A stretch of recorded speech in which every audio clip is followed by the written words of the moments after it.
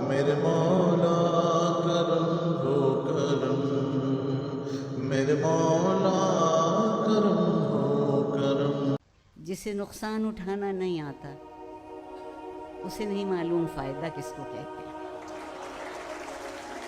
اسے نہیں معلوم۔ اور اب یہ عالم ہے، آپ کے لیے میں کافر، میرے لیے آپ کافر، ہم روشن خیال ہو گئے الحمدللہ۔ اب اس ملک میں مسلمان کوئی رہا ہی نہیں۔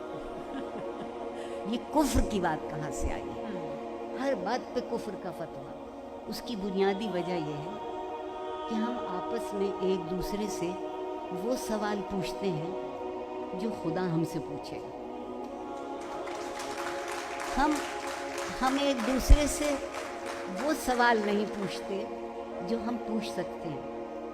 تمہارا مذہب کون سا ہے؟ نماز کس طریقے سے پڑھتے ہو؟ قیام میں کھڑے ہو تو ٹانگوں کے درمیان سے دمبا گزر سکتا ہے یا نہیں گزر سکتا؟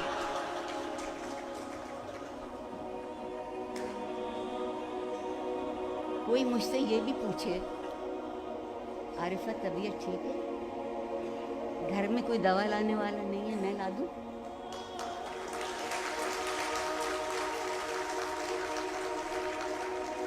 جو انسانوں سے پوچھنے کے سوال ہیں وہ اگر ہم پوچھیں تو ہم روشن خیال ہیں،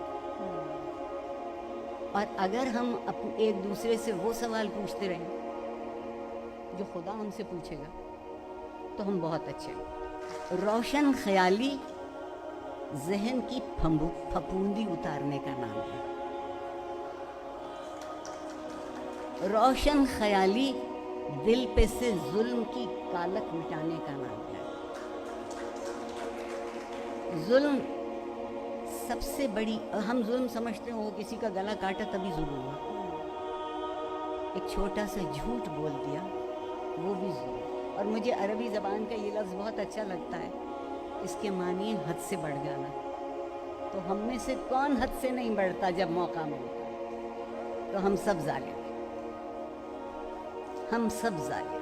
اور آپ سب لوگوں سے صرف ایک بات کہنا چاہتا ہوں کہ خدا کے لیے خوش رہنا سیکھ لیجیے، خدا کے لیے خوش رہنا سیکھ لیجیے۔